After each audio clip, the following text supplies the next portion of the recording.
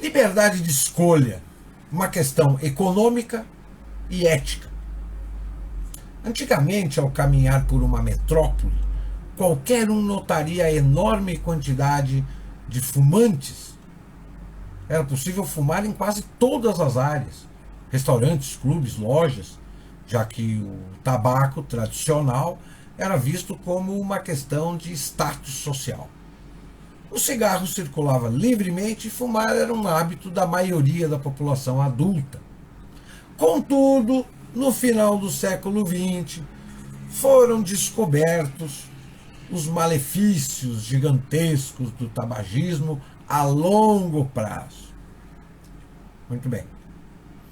As informações circularam e muitos cidadãos decidiram parar de fumar ou controlar o seu consumo, levando o governo e as instituições privadas a naturalmente proibir o uso de cigarros tradicionais em quase todos os locais.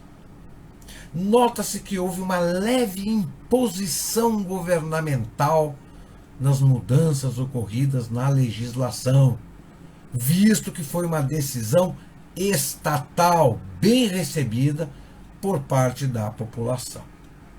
Não foi a população que resolveu controlar o uso e consumo do tabaco, foi o Estado que legislou a proibição.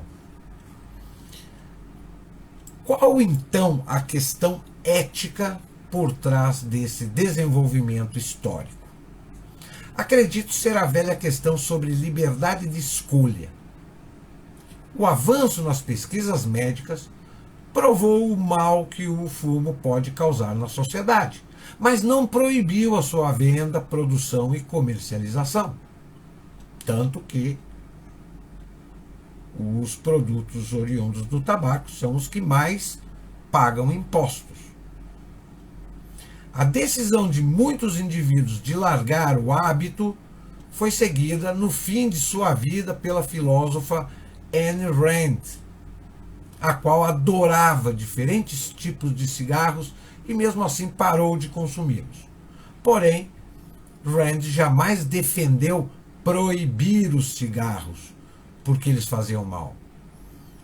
Na filosofia ética fundada por ela, pela Ayn Rand, o objetivismo, você é livre para fazer o que bem entender, desde que respeite o direito do próximo de fazer o mesmo e seja, pois, inteiramente responsável pela sua escolha. Tá aí uma palavra que aqui no Brasil é complicada de ser interpretada e de ser praticada. Responsabilidade. Todo mundo faz, todo mundo pensa, mas ninguém se responsabiliza por nada. No Brasil, até hoje, se permite a comercialização e produção de tabacos de diferentes tipos. O cigarro eletrônico, entretanto, é uma alternativa menos problemática e danosa que as outras, e foi proibido de ser vendido e produzido em território nacional. Ou seja, a indústria que poderia se modificar livremente para uma nova gama de consumidores foi impedida por uma legislação estatal arbitrária com a justificativa de proteger o consumidor. Ah, mas os médicos falam que o cigarro eletrônico ele é muito mais maléfico do que o cigarro à base de tabaco. Bom, eu acho muito cedo para a ciência e a medicina sair afirmando que o cigarro eletrônico faz tanto mal quanto ou mais, já que é uma novidade. Qual foi o tempo de pesquisa? Qual foi o tempo de pesquisa em cima do cigarro eletrônico para a ciência e para os médicos fazerem um alarde desse tamanho? O alarde do cigarro eletrônico aparentemente se aproxima do mesmo alarde que foi feito com relação às vacinas da Covid. Né? A mesma coisa. Fazem aquele alarde todo, tal, e no fim da história não acontece absolutamente nada. Ou seja, a indústria que poderia se modificar foi proibida, foi impedida pela legislação arbitrária do Estado, diferentemente do que ocorreu com as leis sobre cigarros convencionais. Não houve o mínimo interesse em saber a opinião pública sobre a questão. Assim sendo, o Estado apenas impôs sua legislação proibitiva, sobre os perigos de confiar em uma legislação impeditiva. A Ayn Rand já nos alerta que a civilização é o processo de libertar o homem de outros homens. Deixar alguém escolher o que consumir é um direito fundamental para qualquer pessoa que ache que as escolhas pessoais dos outros não lhe dizem respeito. Volte à cena inicial da metrópole, onde muitas pessoas fumavam, e pense se você nunca viu atualmente alguém fazendo uso de cigarros eletrônicos ao invés do tabaco.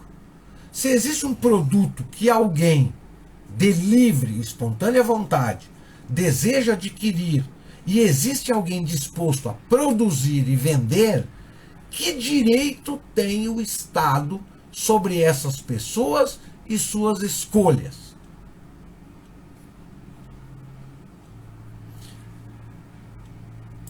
A liberdade para escolher é vista por Ayn Rand como não apenas fundamental para a economia, mas para a vida humana. Ser responsável pelas nossas escolhas puramente individuais é nossa tarefa como seres humanos. Dessa forma, devemos respeitar e permitir as escolhas dos outros, mesmo que acreditemos que sejam péssimas escolhas. Rand já argumentava que, às vezes, já fazemos muito pela sociedade se deixarmos as pessoas em paz consigo mesmas. Da próxima vez que cruzar com alguém fumando um cigarro eletrônico a céu aberto, lembre-se de que ainda persiste uma legislação que quer impedir essas pessoas de escolher livremente entre as opções disponíveis e optar por aquela mais desejável para elas. Se você, assim como eu, acredita que tal indivíduo deve ser livre para escolher, como sugere o título de Milton e Rose Friedman, destaco que defendo algo mais importante que a redução de danos com cigarros eletrônicos. Defendemos a soberania de cada um de nós sobre nós mesmos. E se nós pararmos para observar, já nas últimas 3 décadas, o que nós temos de leis no Brasil proibindo uma série de coisas que há 50 anos atrás era a coisa mais normal do mundo. Mas todo o dia aparece uma lei nova e vem o Estado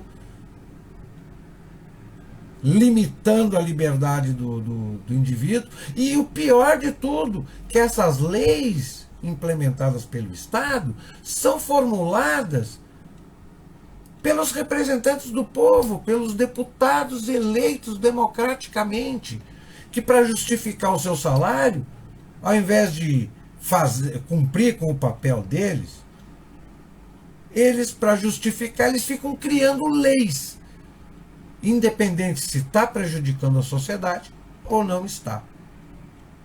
E transformando uma sociedade teoricamente livre numa sociedade policialesca. Porque aí, quando tem uma lei, todo mundo fica observando para ver se não tem um descumpridor da lei. E aí cada cidadão passa a ser um policial do Estado atrás do cumprimento das leis cada vez mais que fecham o cerco cada vez mais sobre a sociedade. 20h53. O Bunker Podcast desta quinta-feira fica por aqui. Eu retorno sábado com novos temas para continuar a saga da produção de conteúdos. Vamos produzir conteúdos, que uma hora dessa o povo, quem sabe, acorda, enxerga alguma coisa. Mas vamos lá, vamos lá. Vamos continuar a saga, continuaremos aqui produzindo conteúdos e trazendo novos temas para o conhecimento, a informação de boa qualidade.